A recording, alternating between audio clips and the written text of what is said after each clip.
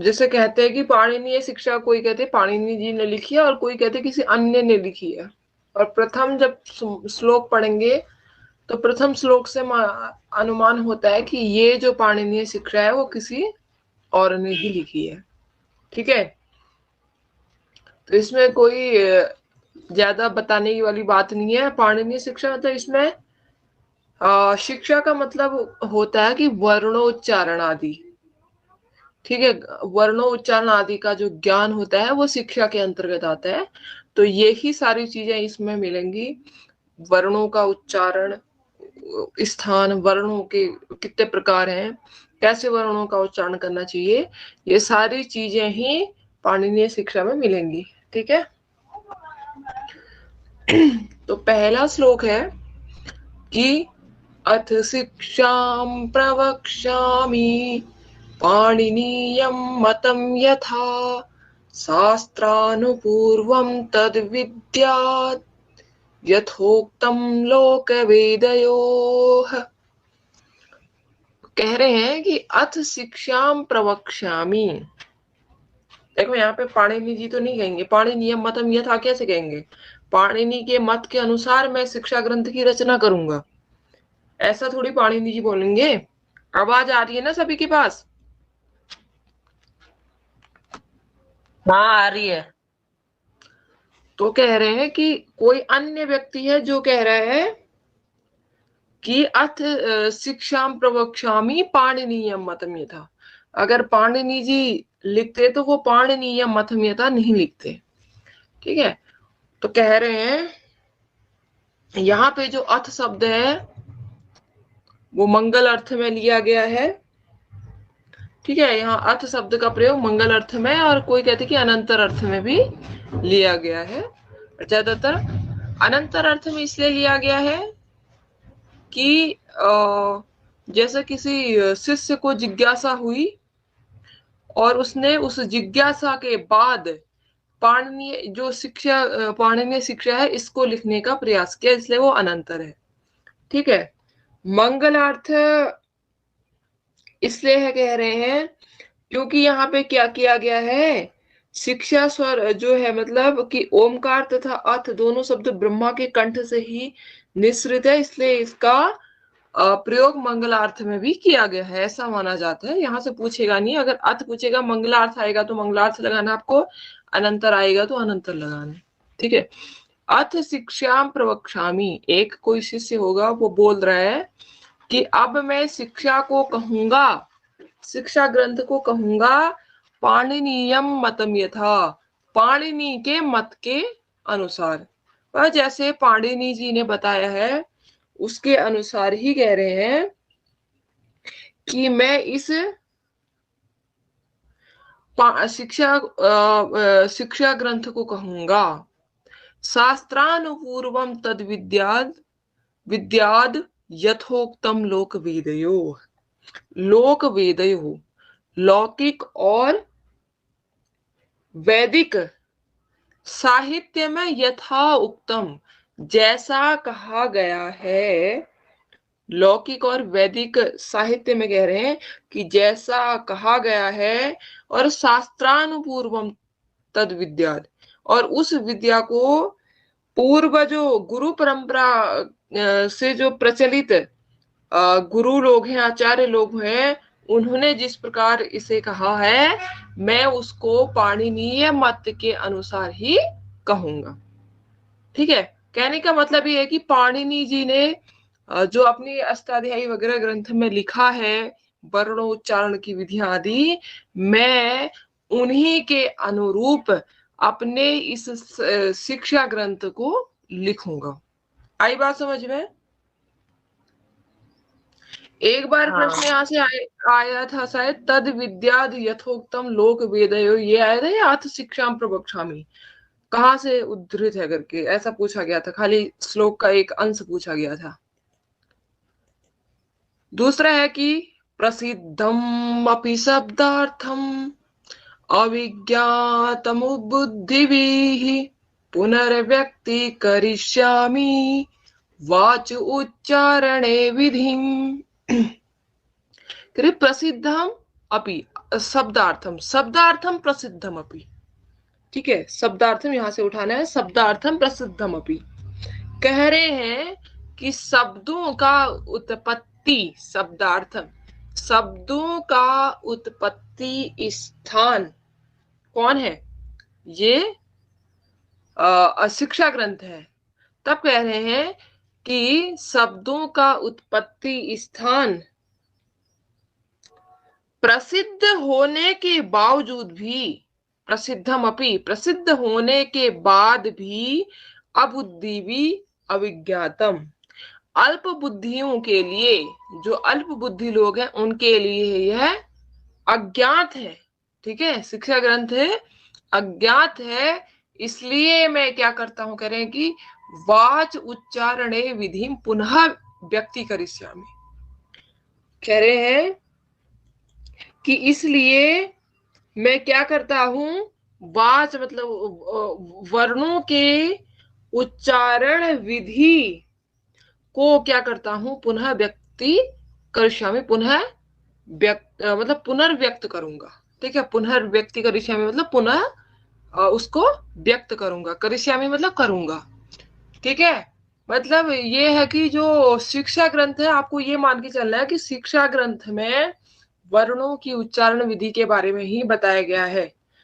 क्या मतलब एवं वर्णा प्रयोक्तव्या न, ऐसे जब पढ़ोगे ना, एक कारिका आती है, 31वीं 32वीं कारिका ऐसी आएगी, तो वही कह रहे हैं कि मतलब वर्णों का उच्चारण ही हमें जाना है। जो कह रहे हैं कि शिक्षा ग्रंथ है, यह क्या है, शब्दों का उत्पत्ति स्थान होने के बावजूद, इतना प्रसिद्ध ग्रंथ होने के बावजूद भी यह अल्प बुद्धियों के लिए क्या है, अविज्ञात है, मतलब वो जानते ही नहीं है। इसलिए कह रहे हैं कि इस वर्णों के उच्चारण की विधि को मैं पुनर्व्यक्त करूंगा। आई बात समझ में? हाँ। उसके बाद तीसरी कारिका है कि त्रिषष्टिः चतुःषष्टिर्वा वर्णा शंभु मते मताः प्राकृते संस्कृते चापि स्वयं प्रोक्ता स्वयं भुवा। यहाँ पे त्रिहि षष्टि चतुःषष्टि 63, षष्टि त्रि, मतलब षष्टि में 3 ज्यादा है, तो त्रिषष्टि 63, चतुःषष्टि गिनती सभी को पता होगी, तो 64, वा वर्णा शंभु मते मतः। कह रहे हैं कि प्राकृते संस्कृते, प्राकृत और संस्कृत में त्रिषष्टि चतुःषष्टि 63 64 वर्ण बताए गए हैं। यह शंभु का मत है, साक्षात यह शिवजी का, शंकर का मत है, शंभु मते मथा। और चा अपि स्वयं प्रोक्ता स्वयं हुआ, और कह रहे हैं कि त्रिषष्टि और चतुष्षष्टि 63 और 64 वर्ण यह स्वयं ब्रह्मा, स्वयंभू किसे कहा गया है, स्वयंभू ब्रह्मा जी को कहा गया है। तो स्वयंभू ने भी यह त्रिषष्टि और चतुष्षष्टि वर्ण कहे हैं। पहले तो पहली लाइन ये है कि प्राकृते संस्कृते, सप्तमी विभक्ति है, तो प्राकृत में और संस्कृत में 63 और 64 वर्ण है, ऐसा शंभु का मत है, ऐसा शंकर का मत है, ऐसा शिव जी का मत है। फिर कहते कि चा अपि स्वयं प्रोक्ता स्वयं हुआ, उसी को उठाना है। प्राकृत और संस्कृत में 63 और या 64 वर्ण स्वयं स्वयंभू ने भी कहे हैं। ठीक है, मतलब ब्रह्मा जी ने भी 63 64 वर्ण कहे हैं। आया समझ में? हाँ, आ रहा है। रेणु जी, पूजा दी, दीपा दी, आपकी समझ में आ रहा है? जी मैम, आ रहा है। फिर है अगला मंत्र, अगला श्लोक, सॉरी। स्वरा विंशतिरेकश्च स्पर्शानां पंचविंशतिः यादयश्च स्मृता ह्यष्टौ चत्वारश्च यमा स्मृताः। अब कह रहे हैं यहाँ पे 63 चतुष्षष्टि 63 या 64 वर्ण बताए हैं ऊपर, तो आप कह रहे हैं कि वो 63 64 वर्ण है कौन कौन। आपने बता तो दिए कि शंभुजी शिव शंकर भगवान भी 63 64 वर्ण मानते हैं, और यहाँ तक कि ब्रह्मा जी जो स्वयं उत्पन्न हुए हैं वो भी 63 64 वर्ण मानते हैं। तो वो 63 64 वर्ण है क्या, तो तब उनके बारे में बता रहे हैं कि स्वरा विंशति ही रेकश्च, स्वरा स्वरा विंशति ही एकश्च, एक विंशति। ठीक है, स्वर कितने हैं कह रहे हैं कि एका विंशति 21 स्वर है। ठीक है, प्रश्न पूछा जाता है पाणिनीय शिक्षानुसारम स्वरा कति, तो स्वरा विंशति एक या एक विंशति, स्पर्शानाम पंचविंशति, और स्पर्श जो व्यंजन है वो पंचविंशति 25 है।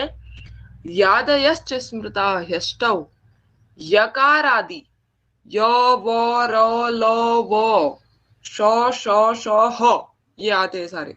तो ये कितने, ये इनको क्या कहते हैं, यकार आदि, सॉरी हाँ यकार आदि, यादि बोलते हैं वैसे, यादि य आदि, ये इनको ये 8 है। अभी इनके बारे में बताते हैं।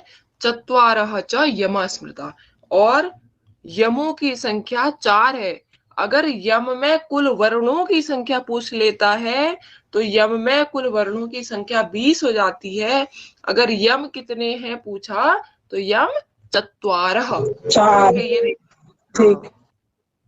तो स्वरः विंशति रेकश्च, मतलब स्वर विंशति एक, एक विंशति कौन कौन से होते हैं, तो आपको बता दूं, अ हो गया,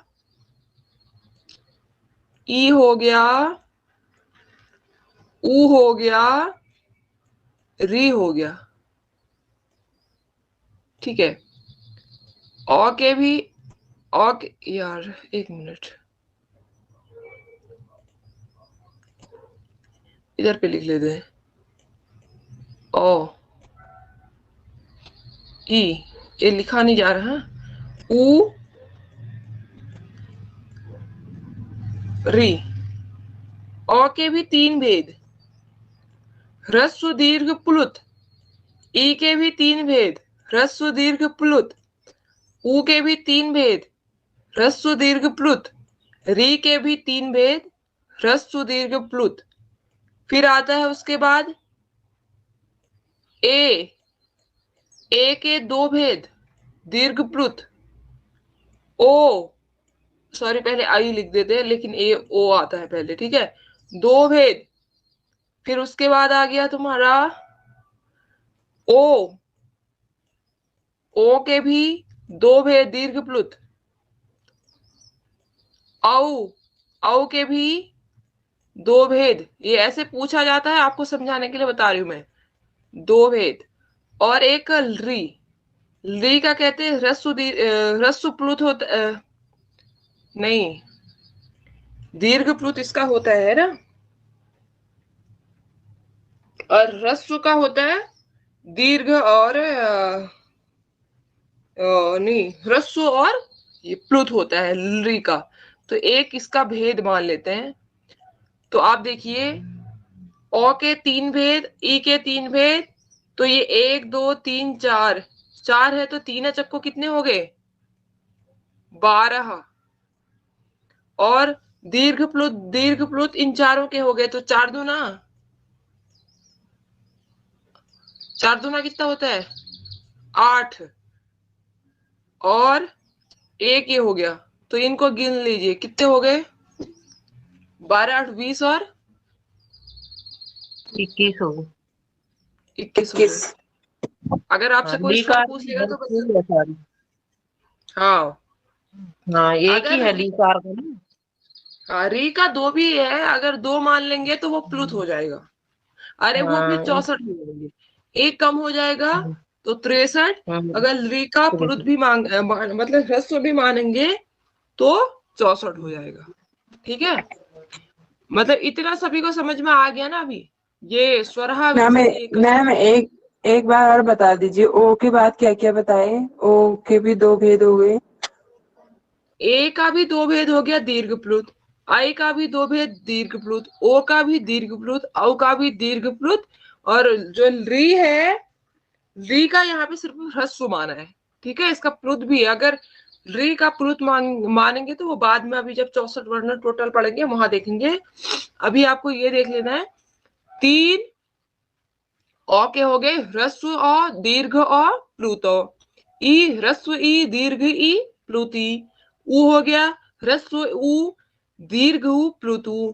री हो गया ह्रस्व री, दीर्घ री और प्लुत री। ए हो गया दीर्घ ए और प्लुत ए। आई हो गया दीर्घ ए, प्लुत ए। ओ हो गया दीर्घ ओ और प्लुत ओ। ओ हो गया, अरे सॉरी, औ हो गया दीर्घ औ और प्लुत औ। मतलब प्लुत जानते हो ना, त्रिमात्रा वाला।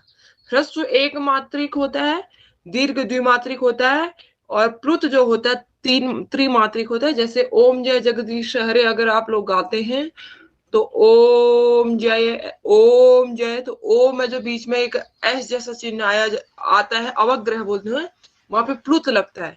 ठीक है, तब ओ वहां पे अ उ, वहां पे आप मत कहना कि ओ आ रहा है, तो वहां पे भी संधि हुई है, अ उ मिलके ओ बने हैं। ठीक है, तो और अ और उ के प्लुत है, उ का यहाँ पे प्लुत भी बताया है।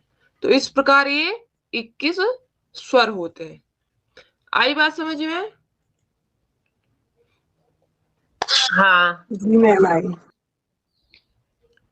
उसके बाद है हाँ, यादिश्च स्मृता हृष्टौ। यादि, य हो गया, र, ल, व, स, स, स, हो, 2 2 4 2 6 2 8, ये जो होते हैं इनको यादि कहा जाता है। ठीक है, और चत्वारः यमा स्मृता, और ये 4 यम। अगर आपने यम देखे होंगे तो यम होता है जैसे जघनतु बोलते, जघमतु। अगर एक शब्द आपने सुना होगा तो जगमतु, और मतलब ऐसे जिघ्राण ऐसे जो आते हैं ना, जैसे क में भी अनुस्वार जैसा होगा ऐसे, ख में भी अनुस्वार होगा, ग में भी ऐसे ऊपर से सॉरी अनुनासिक होगा, घ में भी ऐसे होता है, तो वो क्या कहलाते हैं? वो यम कहलाते हैं। ठीक है, अगर आपसे यम में कुल वर्णों की संख्या पूछ ले तो वो 20 होते हैं, और अगर खाली यम वर्णों की संख्या पूछ ले तो वो 4 कहे गए हैं। ठीक है, चत्वारः यमा स्मृता। अब यहाँ पे कितने हो गए फिर? 21 ये बता दिए, गिनते जाते हैं। 25 ये हो गए, 8 ये हो गए, और 4 यम हो गए। 21 स्वर हो गए, 25 स्पर्श स्पर्शन स्पर्श हो गए, और 8 यादि हो गए, और 4 यम हो गए।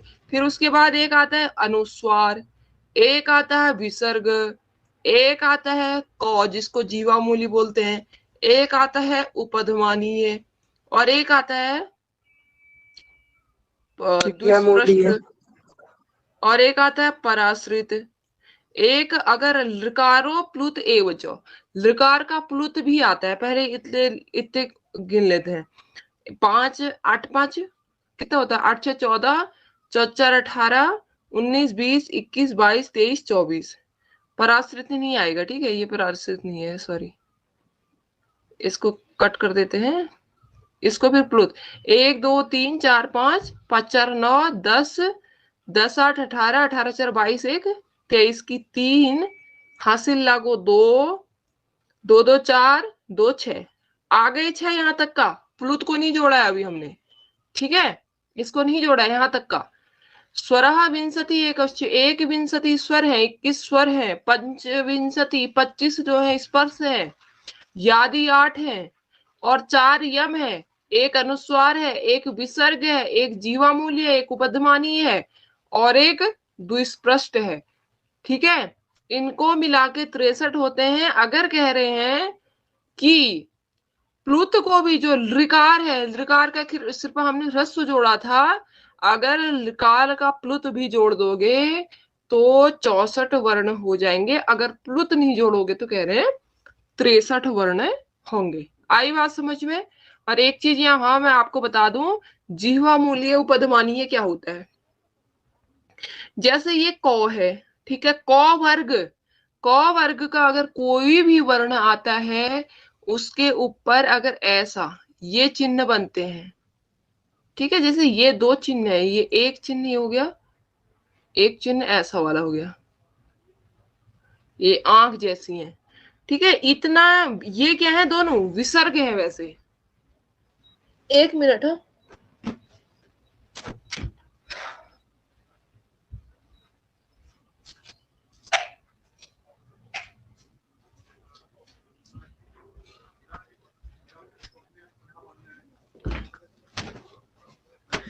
ये क्या कह रहे हैं, वैसे क्या है, विसर्ग है वैसे ही, ठीक है।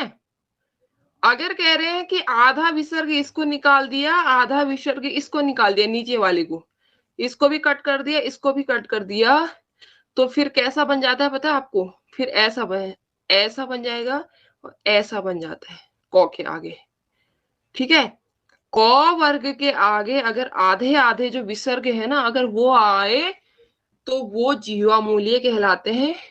और अगर प वर्ग के आगे, ये प है, यहाँ पे क वर्ग में क ख ग घ भी आ सकते हैं, प वर्ग में प फ ब भ आदि भी आ सकते हैं, और उसके ऊपर भी वही चीज है, ये विसर्ग है वैसे, और विसर्ग का आधा ये हटा दिया, आधा ये हटा दिया ऊपर का, तो ये आधे आधे विसर्ग बच जाते हैं, उनको ही क्या कहा जाता है, जीवा मूल्य और उपधमानीय कहा जाता है। आ गई बात समझ में, क्या है जीवा मूल्य और क्या है उपधमानीय। जी मैम, आ गया। अर्ध विसर्ग। हाँ, अर्ध अर्ध विसर्ग, विसर्ग। इसलिए उनको क्या बोलते हैं, जीवा मूल्य और उपधमानीय बोलते हैं, ठीक है। जैसे क वर्ग के आगे अगर अर्ध विसर्ग हो तो वह वो क्या हो जाएंगे, जीवा मूल्य। और प वर्ग के अगर आगे आधे विसर्ग हो तो उनको क्या कहा जाएगा, उपधमानीय। और उसके बाद द्विस्पृष्ट। द्विस्पृष्ट वर्ण एक ऐसा होता है, जैसे अग्निमीड़े पढ़ा होगा आपने, जैसे हमारा अग्नि सूक्त में लगा है, ऐसे चल मीड़े लिख देते हैं खाली। वो मीड़े कैसे लिखा है पता है, कुछ ऐसे ऐसे करके लिखा है ना, इस टाइप का लिखा है अग्निमीड़े। हाँ, वो तिरसा 8 जैसा ऐसे बनाकर मीड़े। हाँ, ये है ना, ये ही द्विस्पृष्ट वर्ण है, ठीक है।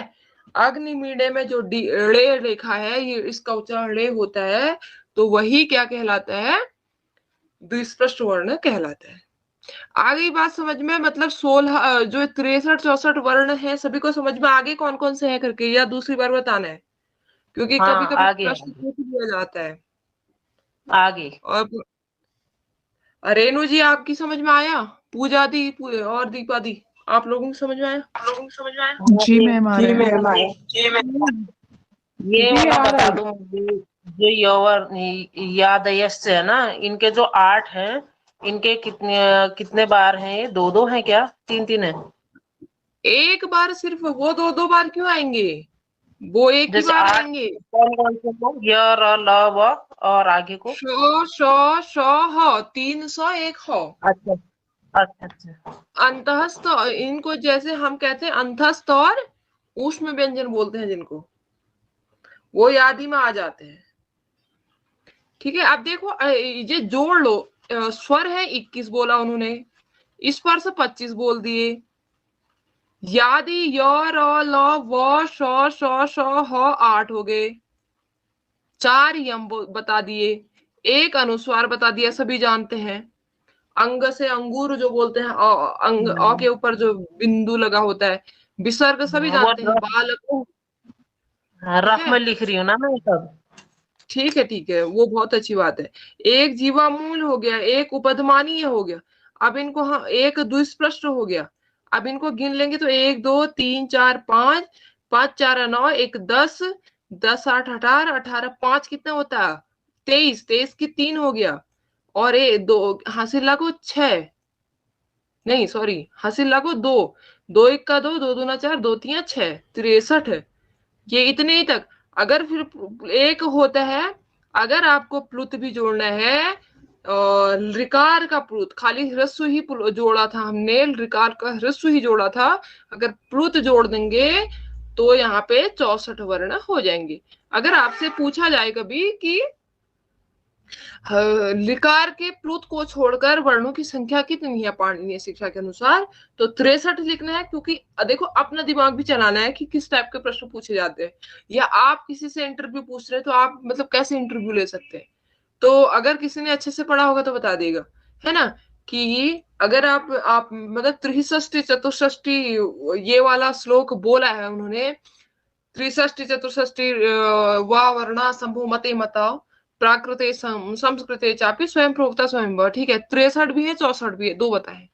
तो आपसे कहेंगे कि क्या छोड़कर वहां पे 63 वर्ण हो रहे हैं, क्या जोड़कर वहां पे 64 वर्ण हो रहे हैं।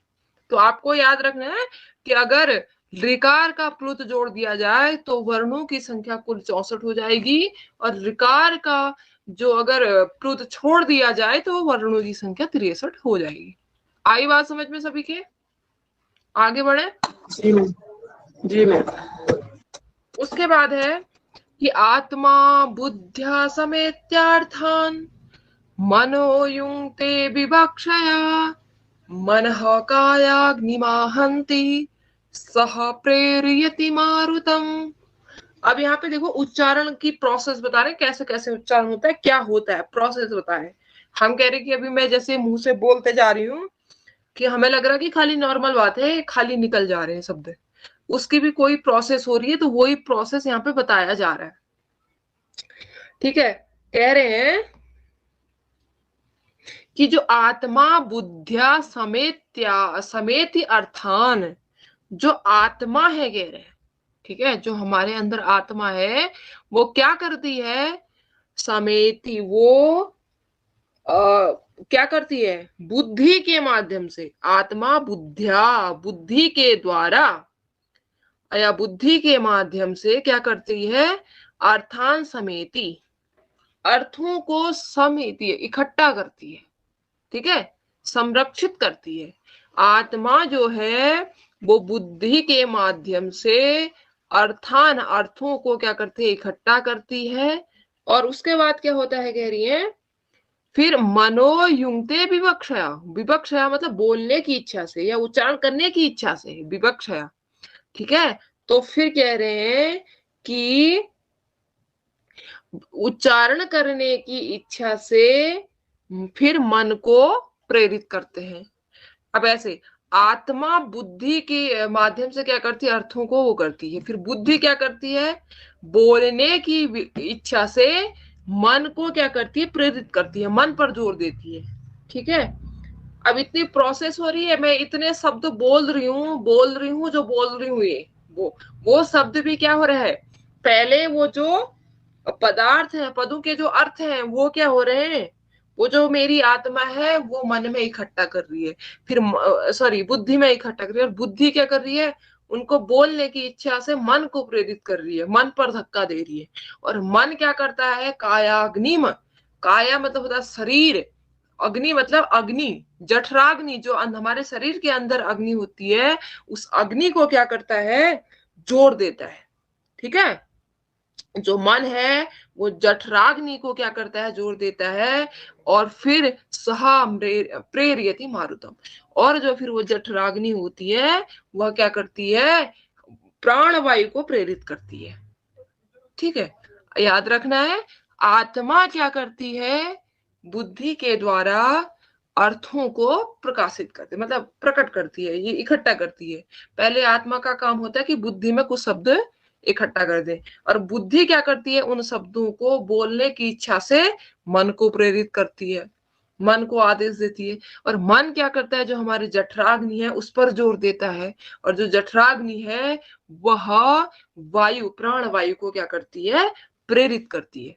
यहां तक आ गया, मतलब अभी अभी प्रोसेस ही चल रही है। ठीक है, आत्मा ने इकट्ठा किए, बुद्धि को दिए शब्द, शब्दों के अर्थ, और बुद्धि ने बोलने की इच्छा से मन से कहा कि अब तुम करो, मन ने कायाग्नि पर जोर दिया, जठराग्नि पर जोर दिया, आदेश दिया, और जठराग्नि ने जो हमारे अंदर मारुत है, जो प्राणवायु है, उसको बताया। अब उसके बाद अभी शब्द जो हमारे वर्ण है वो बाहर नहीं आए, ठीक है, अभी बाहर नहीं आए, अभी प्रोसेस चल रही है, अभी तो आउटपुट इनपुट ही इनपुट नहीं, आउटपुट नहीं हुआ, अभी इनपुट ही हो रहा है। तो उसके बाद कहने मारुतः तु उरसीर सॉरी उरसी चरण मंद्रम जनयति स्वरम प्रातः, सॉरी इसको ऐसे नहीं पढ़ा, मारुतः तुरसी चरण मंद्रम जनयति स्वरम प्रातः सवन योगम तम छंदो गायत्रमाश्रितम। कि मारुतः, वही मारुत जो प्राण वायु है, वो मारुत क्या करता है, वो क्या करता है, उरसी, उरसी मतलब हृदय, देख लीजिए कहां से कहां आ गया है, जठराग्नि, अग्नि कहाँ पे होती है, नाभि देखिए सबने, सबके पास नाभि होगी अपनी अपनी, तो जठराग्नि जो है वो नाभि में रहती है, और नाभि के द्वारा प्राण वायु से थोड़ा सा ऊपर आई, फिर उसने क्या किया, उर पे, हृदय पे जोड़ दिया, ठीक है। मारुतः तु उरसी चरण मंद्रम, उस कायिक अग्नि ने कहा, उस प्राण वायु ने क्या किया, कह रहे हैं, उस कहाँ पे चला था, चरण मंद्रम, उरसी, वह जो शब्द था वो कहाँ पे था, कह रहे हैं, वो उरसी हृदय पर संचरण कर रहा था, तो उसको फिर क्या किया, मंद्रम जनयति स्वरम।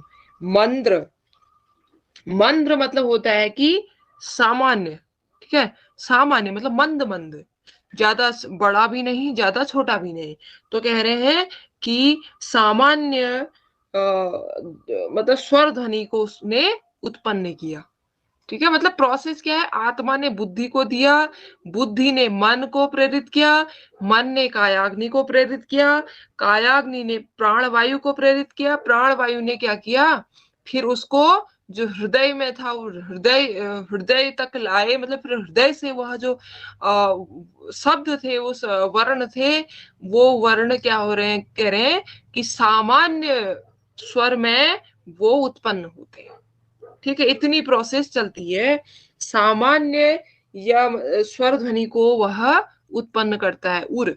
उसके बाद कह रहे हैं कि प्रातः समन योगम तम छंदो गायत्रम आश्रितम, और जब वह कह रहे हैं जो ध्वनि उत्पन्न होती है वो किस समय की होती है, कह रहे हैं जो प्रातः सवन कर्म के साधन रूपी मंत्रों के उपयोगी तथा गायत्रम आश्रिति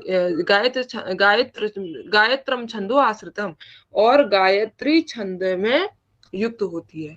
अगर आपको मैं बताऊं कि सुबह सुबह जब हम आप लोग भी अगर पूजा पाठ करते होंगे, तो रात के समय क्या होता है कि मतलब जोर जोर से गाते हैं, है ना, मतलब वही ओम जय जगदीश हरे अगर गाना है तो भजन संध्या चलती है, हारमोनियम भी बजते हैं, तबले भी बजते हैं, ढोलक भी बजता है, या नहीं भी बजता है तो मतलब सामान्य रूप से भी गाते हैं तो जोर से ही गाते हैं, ऐसे होता है सभी के यहाँ। जी मैम। होता है। लेकिन अगर सुबह को वही चीज सुबह को करे तो सुबह ढोलक ताल वगैरह बजती है किसी के यहाँ, मतलब जैसे रात में होता है वैसे सुबह भी होता है? नहीं नहीं मैम। सुबह उस को समय नहीं क्या होता होता है, ओम जय जगदीश हरे, स्वामी जय जगदीश हरे, मतलब एकदम सामान्य, बाहर भी आवाज नहीं आती है, ऐसे होता है ना।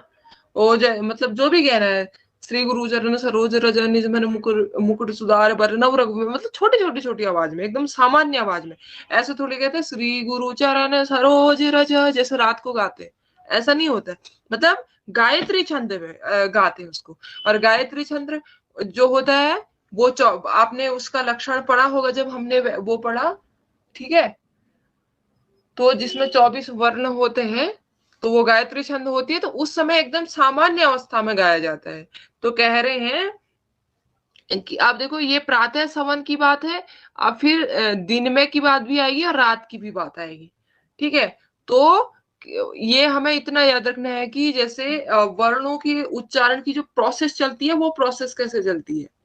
तो आत्मा ने बुद्धि को प्रेरित किया, आत्मा ने बुद्धि के द्वारा कुछ शब्दों को इकट्ठा किया, और फिर बुद्धि ने बोलने की इच्छा से मन को क्या किया, प्रेरित किया, और मन ने कायाग्नि को आदेश दिया और कायाग्नि ने मरुत मतलब प्राणवायु को आदेश दिया। फिर प्राणवायु ने क्या किया, जो उर में था शब्द, मतलब जो हृदय में जो शब्द था चल रहा था, विचरण कर रहा था, उस वर्ण को सामान्य स्वर ध्वनि को उसने क्या किया, उत्पन्न किया। जनियति मतलब उत्पन्न किया, और वह वायु वैसे उत्पन्न होती है या वो शब्द ऐसे उत्पन्न होते हैं जैसे प्रातः सवन योगम, प्रातः काल मतलब प्रातः काल में जो सवन कर्म आदि किए जाते हैं, उनमें जो मंत्रों का प्रयोग किया जाता है, वैसे ही उस स्वर का उच्चारण होता है जो कि गायत्री छंद में आश्रित होता है। आई बात समझ में? अगर आपसे पूछ लिया जाए कि प्रातः सवन योग में किस छंद का, कस्य छंद से प्रयोगम मतलब करते हैं, किया जाता है, तो प्रातः सवन योग में गायत्री छंद का प्रयोग पूछा जाता है। ठीक है, ये आपको याद रखना है। और ये भी पूछा जाता है आत्मा ने किसको प्रेरित किया, या बुद्धि ने किसको प्रेरित किया, मन ने किसको प्रेरित किया। ये सारी चीजें, ये श्लोक आपको याद ही रखने हैं। और फिर है, अब ये हृदय तक जो आया, मतलब वो शब्द हृदय में ही है, ठीक है, हृदय से उत्पन्न हुआ। अब दूसरा है कंठे माध्यन्दिन युगम मध्यमम त्रष्ट भानुगम तारम तारतीय सवनम शीर्षण्यम जागतानुगतम। अब यहाँ पे कह रहे कि कंठे माध्यन्दिन युगम मध्यमम त्रष्टुभ अनुगम, मतलब त्रष्टुभ छंद होता है, जो त्रिष्टुभ छंद, कितनी मात्राएं होती है उसमें, कितने कुल वर्णों की संख्या कितनी है त्रिष्टुभ में? 32 44, ठीक है, 44 32 है अनुष्टुप छंद में। और कंठे माध्यन दिन युगम कह रहे हैं, अब ये तो अभी हमने उर में पढ़ा था, उर से विचरण करता हुआ। अब कंठ में, उर मतलब हृदय होता है, ठीक है, जो आवाज सुबह सुबह निकलती है वो हृदय से निकलती है, सिर्फ जैसे ऐसे जो भी करते हैं, मतलब ऐसे मंत्र जो पढ़ते हैं ना, तो वो सीधे यहाँ से निकलती है, हृदय से। अगर उसमें देखना तो एक गंभीर स्वर निकलता है ना। आप लोग भी अगर हृदय से कोई शब्द निकाल रहे हो तो वो क्या होते हैं, एकदम मतलब सामान्य होते हैं, गंभीर स्वर होते हैं। आप कंठ, अब जैसे हम अभी बोल रहे हैं तो ये कंठ से निकल रहा है। कंठ में कह रहे कि जब क्या होता है, कंठे माध्यन्दिन युगम, जब कह रहे कि प्राणवायु कंठ प्रदेश में क्या करता है, रहता है, तो मतलब गतिशील रहता है, तो उस समय त्रिष्टुभ छंदों में क्या किया जाता है, रचित माध्यन्दिन सवन कर्म के साधनभूत मंत्रों के उपयोगी मध्यम स्वर को उत्पन्न करता है। अब यहाँ पे कह रहे हैं कि माध्यम दिन, जैसे दोपहर की बात हो गई, ये प्रातः काल की बात हो गई, जब ये उर में रहता है, ठीक है, जब ये शब्द उर से निकलते हैं, मतलब ये हमारी जो प्राण वायु है जब हृदय में रहती है, तो उस समय जो वर्ण निकलते हैं तो वह प्रातः सवन कर्म, मतलब जैसे प्रातः सवन कर्मों में मंत्रों का प्रयोग किया जाता है वैसे निकलते हैं, और गायत्री छंद का प्रयोग होता है। और जैसे जब कंठ में कह रहे कि जब वो प्राणवायु कंठ में विचरण करती है, गतिशील रहती है, तो उस समय जो माध्यम दिन मध्याह्न काल में जिन मंत्रों का क्या होता है प्रयोग किया जाता है, तो उस समय कह रहे हैं कि जो मध्यम स्वर होता है, ठीक है, यहाँ पे मंत्र स्वर लिखा है, मंत्र सामान्य, उसके बाद मध्यम स्वर का प्रयोग किया जाता है, तो जो कि त्रष्ट भानुगम त्रिष्टुभ छंद में होता है। फिर तारम तारतीय सवनम शीर्षण्यम जागतानुगतम, उसके बाद कह रहे हैं कि अगर यह जो प्राणवायु है, अगर यह कहाँ पहुंच जाती है, शीर्षण्यम, शीर्षण्य मतलब यहाँ पे पहुंच जाती है हमारे मूर्धा में, ठीक है, सिर में। तो जब कह रहे हैं कि यह वायु जब सिरस प्रदेश में पहुंचकर संचरण करता है, घूमता है, तो तब क्या होता है, तारतीय सवनम तार। उस समय तार, तार मतलब एकदम तेज स्वरों का, ठीक है, उस समय तेज तार तार स्वर को क्या करता है, ये उत्पन्न करता है, जो कि तारतीय सवनम, जो कि संध्या काल के समय जिन मंत्रों का उच्चारण किया जाता है, और ये किस छंद में होते हैं, कह रहे जागती छंद में होते हैं, जगती छंद। अगर जगती छंद आपने पढ़ा होगा तो इसमें कितने हैं, 48 है, कितने हैं, 48 है ना। हाँ 48 है। देखो सरल सी बात है, मतलब ज्यादा इसमें दिमाग नहीं लगाना है। पहले तो हमें ये वाली लाइन तो सभी को समझ में आ गई कि आत्मा बुद्धिया, ये तो सभी को समझ में आ गई होगी। छठा श्लोक सभी को समझ में आया।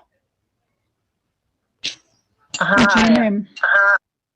हाँ, 7वें में क्या बोला है, अगर जो प्राण वायु रहती है, मतलब सरल शब्दों में बता दे रही हूं मैं, अगर वो प्राण वायु हमारे उर में रहती है, हृदय में संचरण करती है, तो उस समय जो स्वर उत्पन्न होता है वो मंद्र स्वर उत्पन्न होता है, एकदम सामान्य गंभीर। तो आपको मैंने उदाहरण दे दी है, अगर सुबह सुबह आपके घर में आपके मम्मी पापा या कहीं आप बाहर भी गए हो, तो आपने देखा होगा कि तो एकदम गंभीर आवाज निकलती है, जैसे कि सिर दहाड़ रहा है ना, वैसे आवाज आती है। तो कह रहे हैं कि और वह प्रातः समन योग में उस मंत्र स्वर का प्रयोग प्रातः काल में किया जाता है, कह रहे हैं, और वो गायत्री छंद में आश्रित होता है, ठीक है। और अगर जब कह रहे हैं कि वो प्राण वायु हमारी कंठ में रहती है, कंठ सबको सभी जानते हैं गला, कंठ में अगर वो विचरण करती है तो उस समय मध्यम स्वर निकलता है, मतलब ना ज्यादा ऊंचा ना ज्यादा सामान्य, ठीक है, बीच का ही निकलता है। और कह रहे हैं कि वह त्रिष्टुप छंद में होता है, माध्यम दिन सवन। कभी अगर आप वेद मंत्र अगर कभी पढ़ेंगे ना, कोई कुछ होगा अगर वहां पे सुनेंगे, तो सुबह सुबह अलग होगा, माध्यम दिन दिन में थोड़ा सा मध्यम स्वर होगा, और तारम तारतीय सवनम शीर्षण्यम जागतानुगम। अगर वही प्राणवायु जब हमारे सिर मूर्धा में पहुंच जाती है, तो उस समय तार स्वर का प्रयोग किया जाता है। जैसे आप लोग भजन कीर्तन करते हो रात्रि काल में, तो एकदम तेज आवाज में करते हो, तो वो क्या होती है, तारम, वो तार स्वर है, और वह उस समय आपका आपकी जो प्राणवायु होती है वो शीर्ष में होती है, मूर्धा में होती है, और उस समय जो छंद का प्रयोग होता है वो जागतानुगम यानी कि जगती छंद का प्रयोग होता है। इतना सभी को समझ में आया या कहीं पे कोई दिक्कत? नहीं आ आया गया समझ। मैम। जी मैम आ गया। अब उसके बाद कह रहे हैं कि सोदीर्णो मूर्धन्य विहतो वक्रमापद्य मारुतः वर्णाञ्जनयते तेषां विभागः पंचधा स्मृतः। अब यहाँ पे कह रहे कि जो हम कह रहे हैं कि ये चीजें निकल, मतलब ये सोदीर्ण सह उदीर्ण,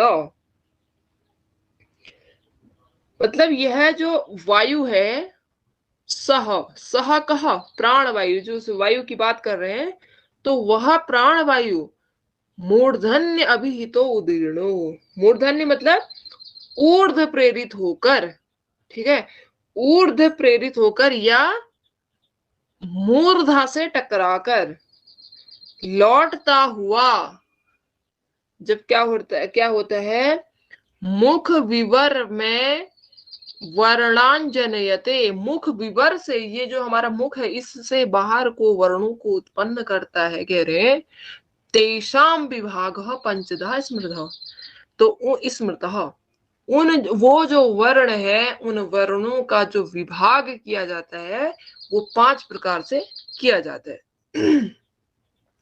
ठीक है, अभी तो वो उससे निकल रहे हैं कोई हृदय से निकल, हृदय तक आया था, कोई कंठ तक। फिर कह रहे हैं कि वह प्राणवायु जब शीर्ष में शीर्ष मतलब हमारी मूर्धा, ठीक है, मूर्धा में टकराकर कह रहे हैं वापस आकर हमारा जो मुंह होता है, वक्रम आपद, जो हमारा मुंह होता है, उस मुंह से बाहर को वर्णों को फेंकता है, यह वर्णों को उत्पन्न करता है, तो उन वर्णों का जो विभाग होता है वो 5 प्रकार से होता है। मतलब देखो, आपने पढ़ा है ना वर्णों का उच्चारण स्थान, तो वो सारी जो वर्ण बाहर कब आते हैं, जब हमारी जो प्राण वायु है शीर्ष में टकराती है, शीर्ष से टकराकर फिर वो वायु नीचे को ना जाकर बाहर की ओर निकलती है। तो वो बाहर को निकलते समय जो हमारे वो वर्ण आ रहे हैं, मैं क्या क्या बोल रही हूँ अभी, क बोला, क का वर्ण उच्चारण स्थान क्या है, और उच्चारण स्थान में उ बोला तो उसका उच्चारण स्थान क्या है। तो ये सारे मतलब वो वर्ण जब बाहर आते हैं तो उन वर्णों का उच्चारण स्थान कितने प्रकार का होता है, बोल रहे हैं 5 प्रकार से होता है। तेजा उनका विभाग कर दिया गया, ठीक है। उच्चारण स्थान मतलब उनका विभाग किया गया कि मतलब ये जो वर्ण बाहर आ रहे हैं तो इनको अलग अलग भागों में बांट दिया, जो कि 5 प्रकार से हैं। इतना समझ में आया? जी मैम। उसके बाद है स्वरतः कालतः स्थानात् प्रयत्नात् अनुप्रदानतः इति वर्णविदः प्राहुर् निपुणं तन्निबोधत। स्वरतः, अब वो 5 जो विभाग बताए हैं वो विभाग 5 प्रकार से हैं। तो 5 प्रकार स्वरतः, स्वरतः मतलब स्वर की दृष्टि से, कालतः मतलब काल की दृष्टि से, स्थानात मतलब होता है स्थान की दृष्टि से, और प्रयत्नाद, प्रयत्नाद मतलब होता है आभ्यंतर प्रयत्न, और अनुप्रदान मतलब होता है बाह्य प्रयत्न। याद रखिएगा सभी लोग। और कभी कोई कोई क्या कहता है ना, स्वरतः कालतः स्थान प्रयत्नाद, 1 2 3 4 ही तो दिया, प्रयत्न से ही वो 2 ही प्रयत्न लगा लेते हैं, बाह्य प्रयत्न भी आभ्यंतर प्रयत्न भी, ठीक है। और अगर प्रश्न आ गया कि मतलब आजकल घुमाने वाले प्रश्न है, या मैं भी कभी पूछ लूं कि जो वर्ण उत्पन्न होते हैं उनका विभाग 5 प्रकार से है, निम्नलिखित में से कौन सा प्रकार नहीं है। वहां पे मैंने लिख लिया स्वरतः कालतः स्थानात् अप्रयत्नात् और अनुप्रदानतः। तो ऐसे में क्या बहुत सारे लोग क्या करते हैं, स्वरतः कालतः स्थानात् प्रयत्नात् लगा देते हैं, लेकिन अनुप्रदान को छोड़ देते हैं। तो आप याद रखना, ऐसी छोटी छोटी चीजें बहुत कम लोग बताते हैं। जो ये प्रयत्न है, इस प्रयत्न से बाह्य आभ्यंतर प्रयत्न लिया जाता है, और अनुप्रदानतः से बाह्य प्रयत्न लिया जाता है। आई बात समझ में? इति वर्णविदः प्राहुर निपुणम तन्निबोधत। कह रहे हैं कि इति वर्णविद है, जो कह रहे हैं कि इन्हीं को, इन वर्णों के ज्ञाताओं ने, मतलब वर्ण, इति वर्ण विदः प्राहुर निपुण, मतलब कह रहे हैं कि वर्ण के विद मतलब होता है जानने वाले, वर्णों को जानने वालों ने वर्ण के 5 प्रकार इस प्रकार कहे हैं। प्राहु मतलब कहे हैं, स्वर की दृष्टि से, काल की दृष्टि से, स्थान की दृष्टि से, आभ्यंतर प्रयत्न की दृष्टि से, अनुप्रदान की दृष्टि से, ठीक है। ये 5 हो गए।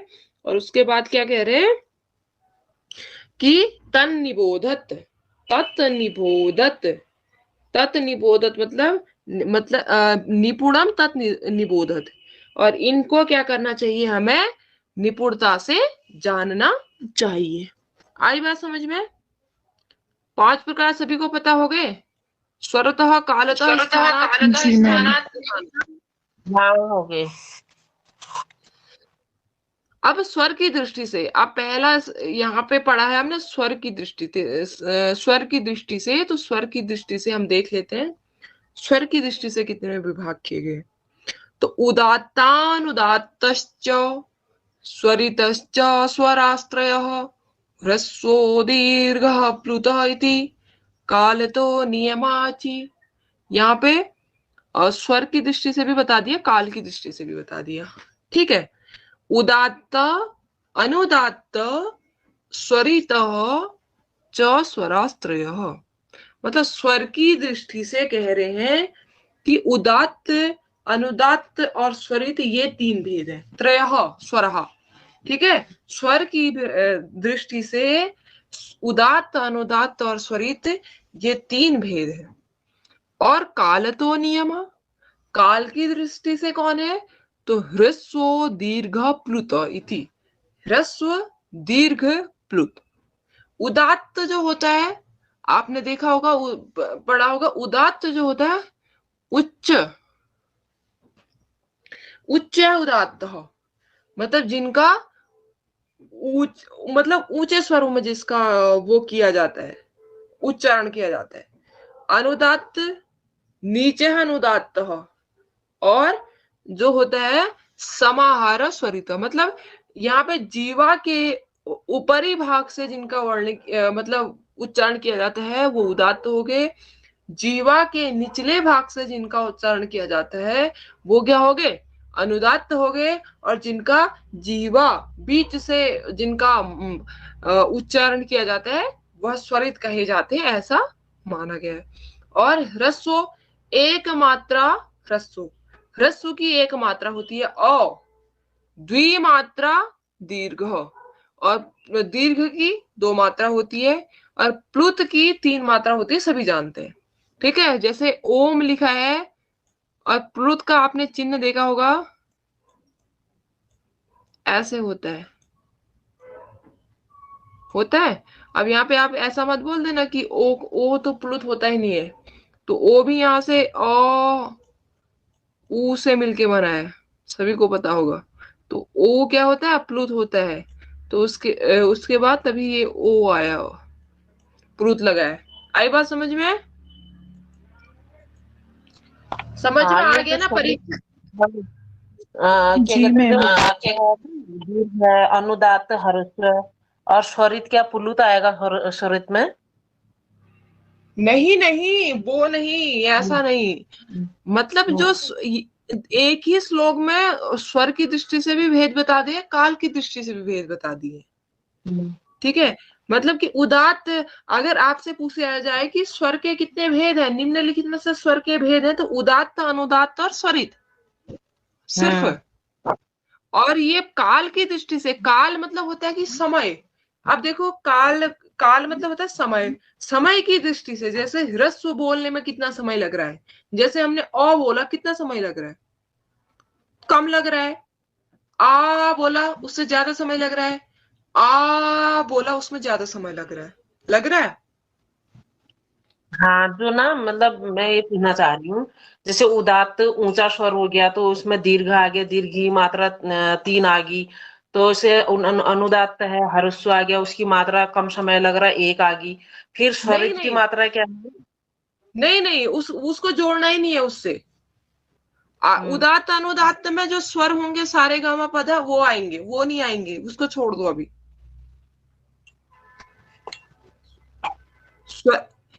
स्वर की दृष्टि से मतलब यहाँ की उच्च उदात्त जो स्वर ऊपर, मतलब यहाँ पे आपसे जो हमारी तालु है, तालु के ऊपरी भाग से जिनका उच्चारण किया जाता है।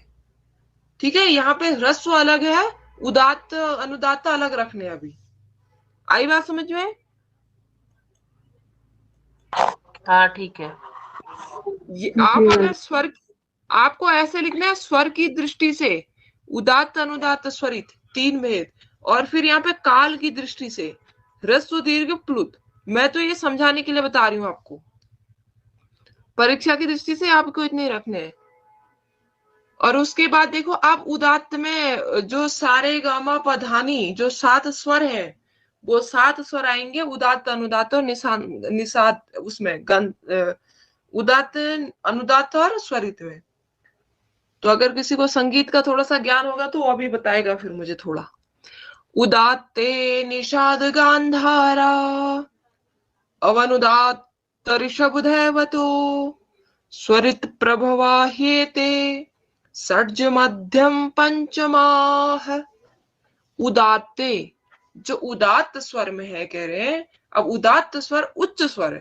ठीक है, अब इसमें निषाद गांधार, निषाद मतलब नी, सारे गामा पधानी और गा, सारे गा।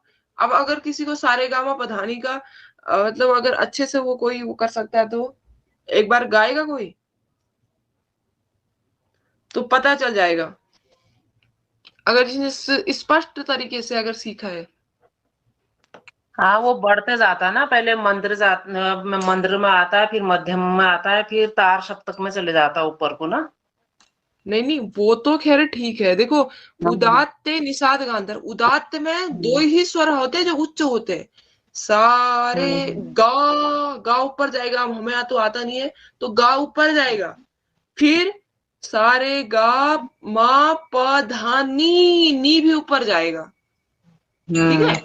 तो नी अगर, मतलब जो अगर कोई रियाज करता है सारे गामा पधन, जो मतलब गाने वगैरह सीखता है, संगीत सीखता है, तो उसका अगर आप सुनोगे सारे गामा पधानी, तो जो गा होगा, कभी आप भी बजाती हो प्रेमाती, आप भी देखना, हारमोनियम जब बजाओगी तो उसमें नी जो आएगा वो भी ऊपर जाएगा, और जो गा आएगा वो भी ऊपर जाएगा। ठीक है। ऐसे, अब ये तो हमारा समझने के लिए, लेकिन परीक्षा की दृष्टि से आपको याद रखना है कि उदात्त स्वर में क्या कौन कौन से स्वर आते हैं। तो उदात्ते निषाद गांधार, उदात्त में निषाद और गांधार स्वर आते हैं। नी सारे गा आता है, और मा पा धा नी आता है। ठीक है। गा और नी आता है, शॉर्ट शब्द। तो नी को निषाद बोलते हैं, और गा को गांधार बोलते हैं। अनुदात्त ऋषभ दैवत, जो फिर क्या है, निचला स्वर है, जो नीचे चले जाता है, तो उसमें क्या, सारे रे भी नीचे जाता होगा, अब हमें तो पता नहीं है।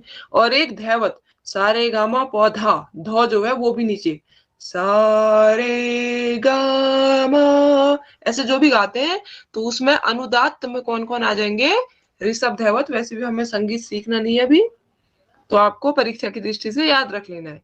अनुदात्ते ऋषभ दैवतो।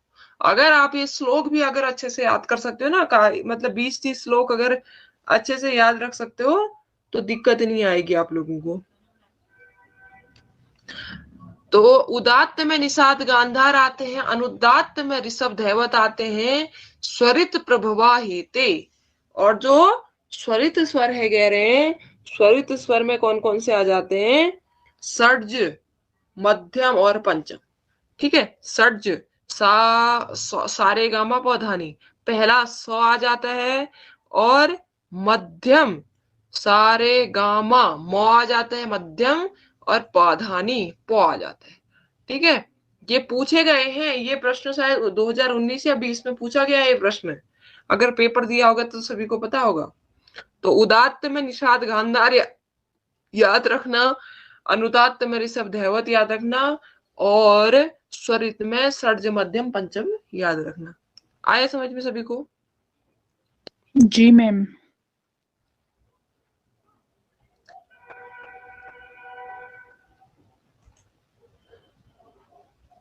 उसके बाद है अष्टौ स्थानानि वर्णानाम, उरः कंठः शिरस्तथा, जीवामूल चदन्ति, जीवामूलम चदन्ताश्च, नासिकोष्टौ च तालु च। अब देख लीजिए, स्वर भी पढ़ लिए हमने, स्वर की दृष्टि से भी पढ़ लिए, काल की दृष्टि से भी पढ़ लिया, और फिर हमने स्वर जो उदात्त स्वर है उसमें संगीत के जो सारे गामा पधानी 7 स्वर हैं, किस किस में वो आ जाते हैं, शामिल होते हैं, ये भी हमने पढ़ लिया। अब उसके बाद स्थान है, देख लीजिए, स्वर भी पढ़ लिया, स्वर के 3 प्रकार, उदात्त अनुदात्त स्वरित काल ह्रस्व दीर्घ प्लुत। अब हम पढ़ेंगे उच्चारण स्थान। तो उच्चारण स्थान क्या बताया, अष्टौ स्थानानि, जो उच्चारण स्थान है पाणिनीय शिक्षानुसारम, क्या पूछेगा, वर्ण स्थानानि कति ही संति। ठीक है। वर्ण स्थानानि कति, वर्ण उच्चारण स्थानानि कति संति। तो वर्ण उच्चारण स्थानानि अष्टौ संति, 8 है। अब वो कौन कौन है, तो वर्णानाम अष्टौ स्थानानि, ऐसे है, वर्णों के 8 उच्चारण स्थान है। कौन कौन से हैं, तो उरह, उरह मतलब होता है हृदय, कंठ, कंठ मतलब होता है गला, सिरहस तथा, सिर होता है मूर्धा। ठीक है। और उसके बाद जीवा मूलम, जीवा मतलब जीवा मूल हमारी, ठीक है, जीवा का मूल। और दंतः नासिका, ओष्ठ और तालु। अष्ट स्थानानि वर्णानाम उरः 1, कंठ 2, सिरः 3, जीवा मूल 4, दंती 5, नासिका 6, ओष्ठ 7 और तालु 8। ठीक है, अगर ऐसे आपको याद नहीं कर रखे जा रहे तो आप सबसे मतलब अच्छा तरीका है, बहुत सरल श्लोक है इसके, आपको ना 30-35 श्लोक तो याद हो जाएंगे। जब मैं तैयारी कर रही थी उस समय में मुझे लगभग इसके 35 या 40 श्लोक याद थे। कुछ कुछ कठिन श्लोक थे, मतलब वो याद नहीं कर पाई, लेकिन मुझे सब पढ़नी, उसको पढ़ के क्या हो रहा था पता है, मतलब श्लोक याद हो रहे थे तो वहां से प्रश्न गलत नहीं होते। तो अगर आपको याद है कि अष्टौ स्थानानि वर्णानाम उरः कंठः शिरस् तथा जीवा मूलम च दंतश्च नासिकोष्ठ च तालु च, ऐसे अगर याद कर लोगे तो कोई दिक्कत नहीं आएगा। ठीक है, ये हो गया आपके अष्ट स्थानानि वर्णानाम, उच्चारण स्थान 8 है। उसके बाद होता है अब यहाँ पे गति ही अष्ट विधोष्मण, मतलब ऊष्म, ऊष्म मतलब यहाँ पे विसर्ग। ठीक है, ऊष्म किसको बोला है, तो ऊष्म वर्ण में विसर्ग भी आता है।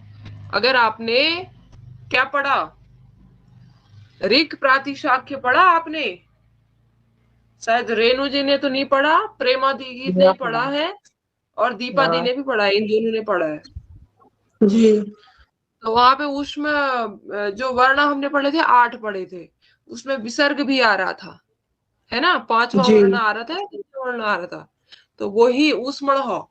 तो ऊष्म जो वो वर्ण बता रहे हैं उसको विसर्ग बोलते हैं। तो उसकी कह रहे हैं 8 गति होती है, मतलब कभी उष्ण विसर्ग के स्थान पे ओकार हो जाता है, कहीं पे विवृत्ति हो जाती है, कहीं पे विसर्ग के स्थान पे मूर्धन्य सा हो जाता है, कहीं पे तालु सा होता है, कहीं पे 100 कौन सा होता है, ऋतु दंती सा हो जाता है, और कहीं पे रेफ हो जाता है, कहीं पे जीवामूल हो जाता है, कहीं पे उपधमानीय हो जाता है। ठीक है, ये विसर्ग मतलब परिवर्तन हो जाता है। तो हमें देखना है ओ भाव च बिभ्रति, ओ भावश्च बिभ्रतिश्च शससारेफ एव च जीवामूलम उपधमा च गतियस्त विधोष्मणः। कह रहे हैं कि यहाँ पे जो विसर्ग है, कह रहे हैं उस विसर्ग की जो गति है, वो अवस्था है, वो 8 प्रकार की हो जाती है। अब 8 प्रकार की हमें उदाहरण नहीं देखने हैं, अगर आपने थोड़ी थोड़ी सी भी अगर आपको व्याकरण आती है तो आप उसको समझ जाएंगे। ठीक है, तो हम ज्यादा यहाँ पे शास्त्रार्थ नहीं करेंगे। तो कह रहे कि अष्ट जो गति की उसमें विसर्ग की जो 8 गतियां हो जाती हैं, तो वो कौन कौन सी है। तो पहला क्या हो जाता है, कह रहे हैं विसर्ग के स्थान पर ओ का आदेश हो जाता है। दूसरा, विसर्ग के स्थान पर विवृत्ति हो जाती है। तीसरा, विसर्ग के स्थान पे ये वाला शौ हो जाता है, दंती शौ। और विसर्ग के स्थान पे मूर्धन्य शौ हो जाता है।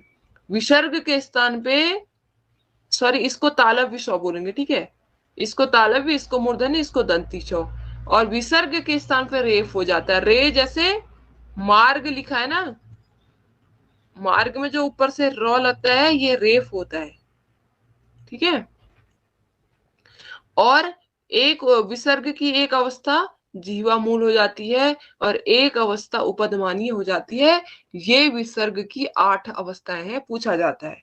तो अगर पूछ लिया जाए कभी इंटरव्यू में ही पूछा जाए, पीएचडी का कोई इंटरव्यू देगा तो वहां पे भी पूछ देते हैं कि जो विसर्ग है उसकी जो अवस्थाएं हैं वो कितनी है, तो 8 अवस्थाएं। वो अगर आपसे पूछ लें तो अगर आपको वैसे याद नहीं है तो आप इसको श्लोक के माध्यम से बता दे सकते हैं कि ओ भावश्च विप्रतिश्च शससारेफ एव च जीवामूल उपधमा च गति अष्ट विधोष्मणः। आया समझ में? जी मैम। फिर है कि ये जो भाव प्रसमुकाराद परम पदम स्वरांतम तादृशम विद्याद अन्य व्यदक्तमूष्मणः। यहाँ पे क्या कह रहे हैं?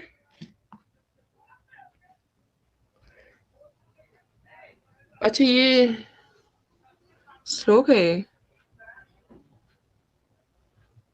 असमृत मातृकम गेयम, चार ऐसे क्यों दे रखा है? ययो भाव प्रसम उकारादि परम पदम स्वरांतम तादृशम विद्यादि अन्यद व्यक्तम ऊष्मणः। यहाँ पे कह रहे हैं यद उभाव प्रसम उकारादि परम, उकारादि मतलब उकार जो उ होता है, कह रहे हैं कि उकार आदि के पर में, उकार आदि पर यदि बाद में हो तो उससे पहले जो ओ होता है, ठीक है, उससे पहले जो ओकार है उसको क्या जानना चाहिए? स्वर का अंतिम पद जानना चाहिए। ठीक है, परम पदम स्वरांतम, उसको स्वर का अंतिम पद जानना चाहिए, कह रहे हैं। और यदि उकार आदि पद बाद में रहे तो उससे पहले प्राप्त ओकार को क्या हो जाता है, कह रहे हैं ऊष्मणा विसर्ग हो जाता है। ठीक है, मतलब इतना ही कहने का मतलब है इसका। अगर कह रहे हैं कि उकार आदि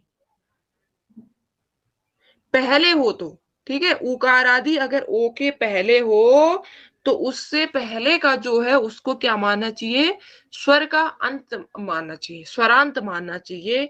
अगर कह रहे हैं कि उसका उल्टा हो जाए, अगर उल्टा क्या हो जाए, अगर उकार आदि बाद में हो, ठीक है, उकार आदि ओ के बाद में हो, तो कह रहे हैं उससे पहले जो प्राप्त ओकार था वह क्या हो जाता है? विसर्ग हो जाता है।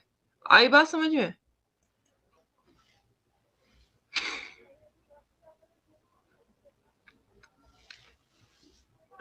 उसके बाद है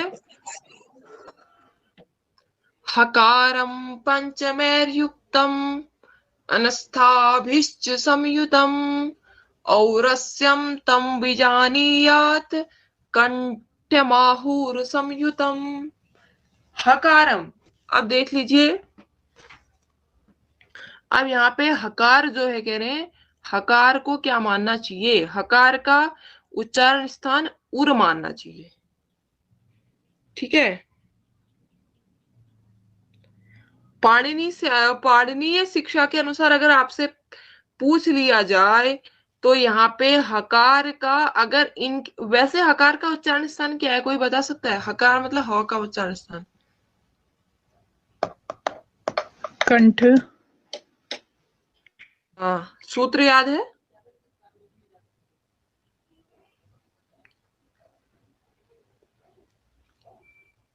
अकूह विसर्जनीय कंठ, ऐसे है ना? जी मैम। तो यहाँ पे देखो कह रहे हैं कि हकार का वैसे तो कंठ होता है, अकूह विसर्जनीय कंठ।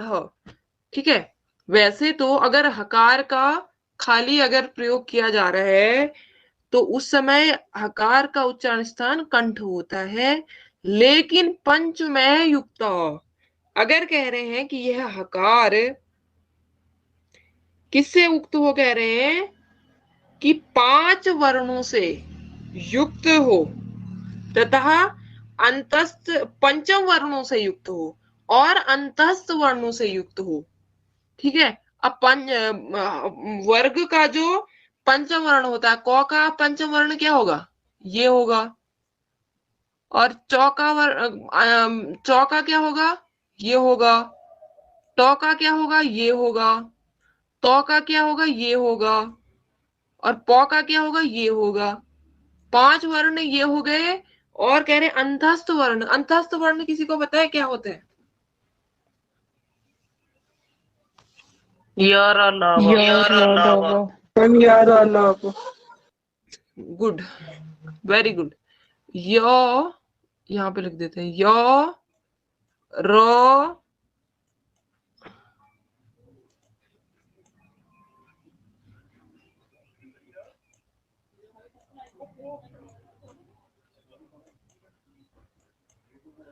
ल वो 5 4 9। ठीक है, अब यहाँ पे आपको देख लेना है, अगर कह रहे हैं कि जो हकार है, जो ह है, अगर वह पंचमय है, वर्णों के पंचम वर्णों तथा अंतस्थ वर्णों से युक्त होगा, तो उस हकार का जो उच्चारण स्थान होगा वह क्या होगा, कह रहे हैं औरस्यम, उरुवस्यम, हृदय होगा। ठीक है, स्थानीय उच्चारण स्थान होगा। अगर कह रहे हैं वह हकार इनसे असंयुक्त होगा, अगर वहां पे ये अंतस्थ वर्ण नहीं होंगे और वर्ग के 5वें वर्ण नहीं होंगे, तो वहां पर वह जो हकार होगा उसका उच्चारण स्थान कंठ ही होगा।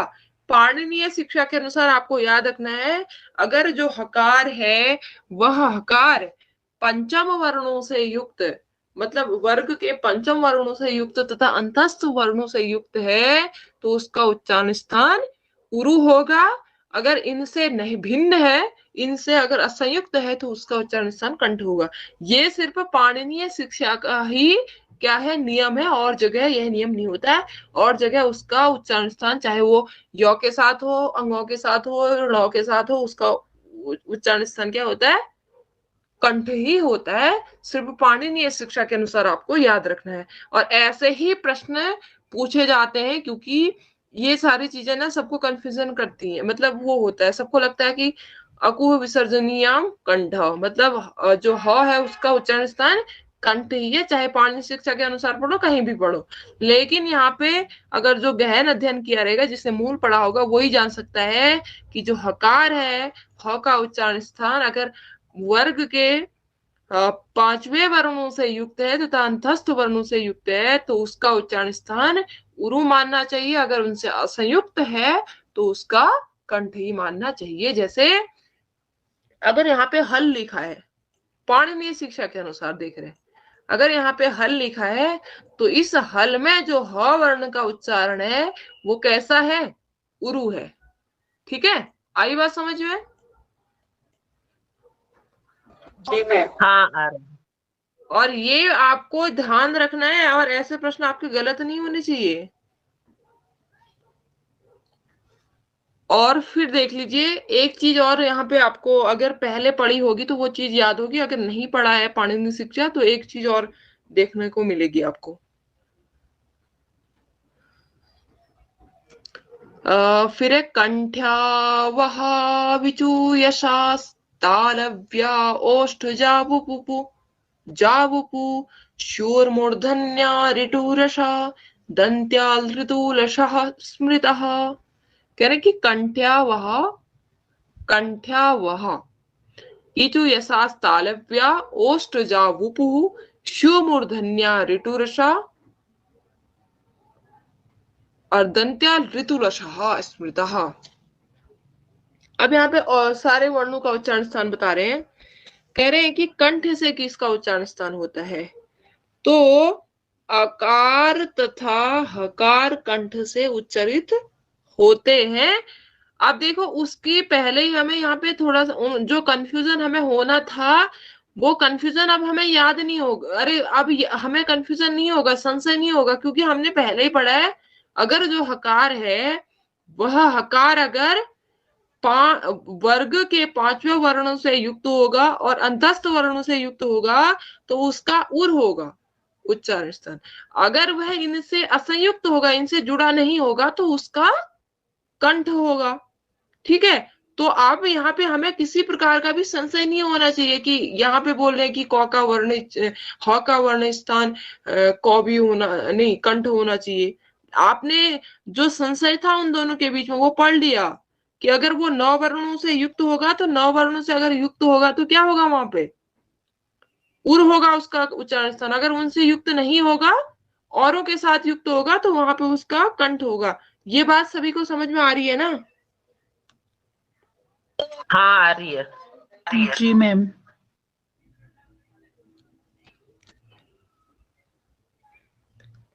तो कह रहे हैं कि कंठ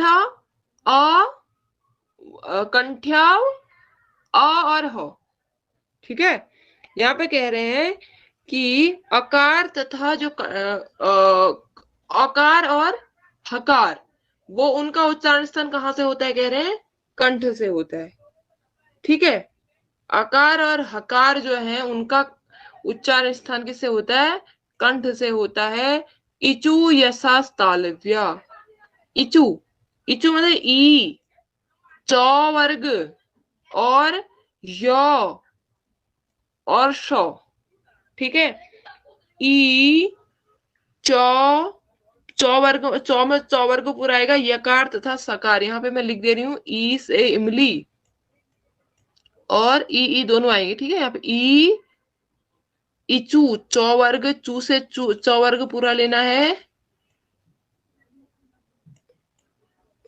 लिखा नहीं जा रहा है यहाँ पे, ऐसे लिख दिया मैंने। ठीक है, आधा यहाँ पे आधा वहां पे। और इचू यशानाम, यो और शो, इसलिए इस सौ को तालु बोलते हैं, इचु यशानाम तालु।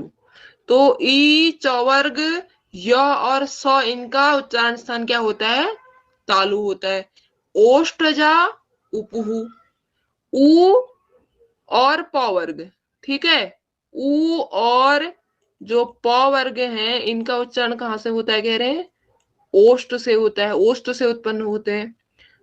और श्यू मूर्धन्या ऋटुरषा, री हो गया, सभी को याद हो गया ये चीजें वैसे। ट वर्ग हो गया और र हो गया और श हो गया, ये वाला सौ, तभी इसको क्या बोलते हैं, मूर्धा सौ।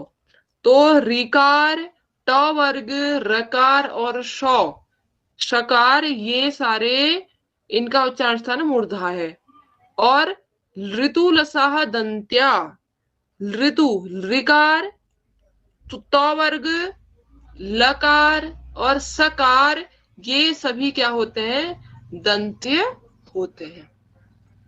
एक बार और बता दे रही हूं कि औकार, औ से अनार जो होता है, ठीक है, अकार चाहे इसका ह्रस्व हो, दीर्घ हो, प्लुत हो, ठीक है, वो सभी अकार और हकार, इनका उच्चारण स्थान कंठ बताया गया है। इचु यशानाम तालव्य, इकार, च वर्ग, यकार और शकार, ये तालव्य होते हैं। उकार और प वर्ग ओष्ठजा होते हैं। ऋकार, ऋकार, ट वर्ग, रकार और शकार, ये मूर्धा होते हैं। और ऋकार, त वर्ग, लकार और सकार, ये दंत्य होते हैं। सभी के समझ में आई बात? जी मैम। हाँ, आ रहा है। फिर है जीवा मूले तु कुहु प्रोक्तो दंत्योष्ठो वह स्मृतो बुधै ए ऐ तु कंठ दालव्य ओ औ तु कंठोष्ठजौ स्मृतः। अब देख लीजिए, एक सूत्र आपने पढ़ा होगा, अकूह विसर्जनीया कंठः, कंठ, अ अकार हो गया, कु मतलब कुवर्ग, क वर्ग, क में क ख ग घ ङ आते हैं।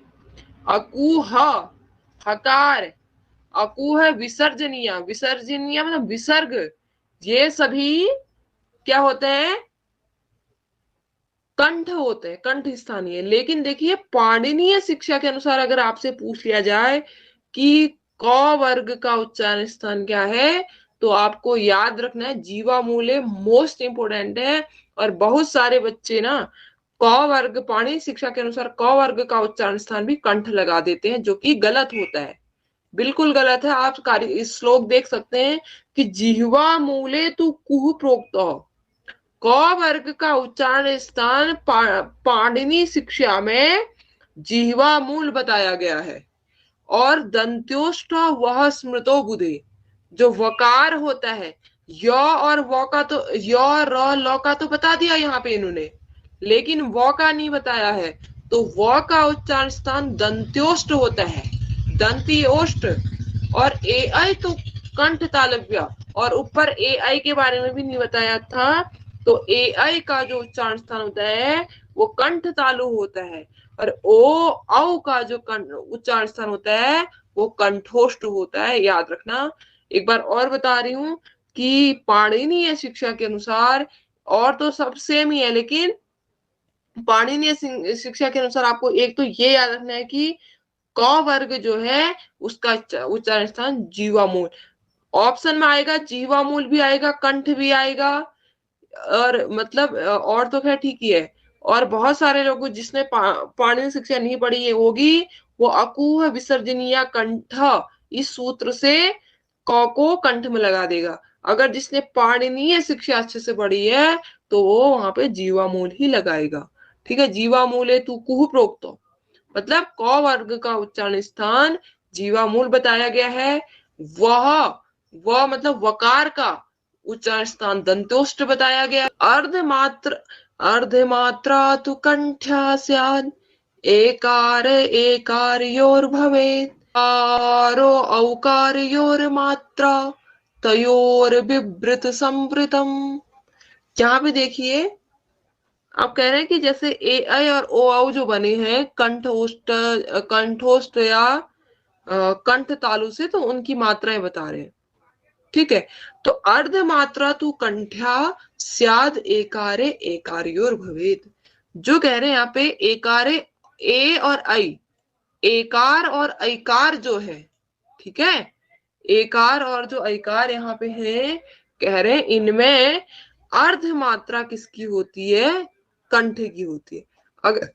अगर आपसे प्रश्न पूछ लिया जाए कि एकार और ऐकार में कंठ की कितनी मात्रा होती है, तो आप अपने दिमाग में याद रखना कि कंठ की आधी मात्रा होती है एकार और ऐकार में, और कंठ तालु की कितनी होगी, क्योंकि ये दो दो मात्रा वाले होते हैं। तो अगर इसमें एकार और ऐकार में कंठ की आधी मात्रा है, तो ऑब्वियसली इसमें जो तालु होगा, तालु की 1.5 मात्रा होगी। आई बात समझ में? और फिर कहने की ओकारो औकार यो मात्रा तयो विवृत समृतम, और कहने ओकार यो औकार्योर मात्रा, और कहने जो ओकार और औकार है उसमें कह रहे हैं कि कंठ की 1 मात्रा होती है। ठीक है, एकार और ऐकार में कंठ की आधी मात्रा होती है, और ओकार और औकार में कंठ की 1 मात्रा होती है, और यहाँ पे ओकार और औकार में ओष्ठज की 1 मात्रा होगी, और एकार और ऐकार में कंठ के तालु की जो होगी वो 1.5 मात्रा होगी। ठीक है, फिर उसके बाद करें तयो विवृत संवृतम, उसके कह रहे हैं कि विवृत तथा संवृत ये दोनों उनके ही भेद बताए गए हैं, उन दोनों के ही ये भेद हैं। ठीक है, तयो विवृत संवृतम वो ही इनके कह रहे हैं भेद है। ये आधी मात्रा और जो 1 मात्रा हम पढ़ रहे हैं यही उनके भेद बताए गए हैं, विवृत और संवृत। उसके बाद कह रहे हैं अब संवृत में कितनी मात्रा होती है, विवृत में कितनी मात्रा है, ये भी देख लेते हैं। संवृतम मात्रिकम ज्ञेयम विवृतम तु द्विमात्रिकम घोषा वा संवृतः सर्वे अघोषा विवृतः स्मृताः। देख लीजिए, जो संवृत है कह रहे हैं वो संवृत की मात्रिकम ज्ञेयम, उस संवृत की 1 मात्रा जाननी चाहिए। ठीक है, अगर आपसे पूछा जाए पाणिनीय शिक्षा अनुसारम संवृतस्य कति मात्रा, तो संवृतस्य 1 मात्रा और विवृतस्य 2 मात्रा। ठीक है, विवृत की 2 मात्रा है। घोषा व संवृतः सर्वे अघोषा विवृतः स्मृतः। जो घोष वर्ण होते हैं, घोष वर्ण में आपने पढ़ा होगा, घोष वर्ण किसे कहा जाता है, घोष में जो आते हैं ना, घोष में खर प्रत्याहार आता है। ठीक है, घोष में खर प्रत्याहार मतलब वर्णों का पहला और दूसरा वर्ण। अगर आपको महेश्वर सूत्र याद होंगे तो खफ छठथ चट तव कपय शर हल। ठीक है, सॉरी सस सर, मतलब खफ छठत चट तव कपय शस सर, ये इतने क्या होते हैं, घोष घोष स्वर कहलाते हैं। तो घोष में याद रखना कि वर्गों का पहला और दूसरा वर्ण पाणिनीय शिक्षा के अनुसार आ जाएगा क ख चौ छ टौ ठौ तौ थौ पौ फौ। ठीक है, उसके अलावा शस सर श श श, ये क्या होते हैं, घोष होते हैं पाणिनीय शिक्षा के अनुसार। और सर्वे, क्योंकि हमें थोड़ा सा ना भाषा विज्ञान भी पढ़नी है, तो भाषा विज्ञान में भी इन चीजों को पढ़ना होता है, तो आपको थोड़ा सा पाणिनीय शिक्षा तभी याद रखनी होती है। और सर्वे अघोषा विवृतः स्मृतः, और जो अघोष होते हैं, कह रहे हैं अघोष में हस प्रत्याहार के वर्ण आ जाते हैं। ठीक है, इसमें हस प्रत्याहार आ जाता है। हस प्रत्याहार जैसे कि हयवरट हयवरट लण यमंगलनम झभय घड़ धस जब गढ़ दस। ठीक है, जब गढ़ दस घड़, ये मतलब वर्ग के जो तीसरे और चौथे गौ घौ टौ क्या होगा, चौ छ जौ झौ और झौ, ये सारे जो मतलब वर्ग के जो तीसरे और चौथे वर्ण हैं, ये सारे अघोष कहलाते हैं। ठीक है, आई बात समझ में। और अघोष विवृत होते हैं पाणिनीय शिक्षा के अनुसार, और घोष होते हैं समृद्ध होते हैं, और समृद्ध की एक मात्रा होती है और विवृत की द्विमात्रा होती है। आई बात समझ में सभी की? जी मैम। हाँ आई।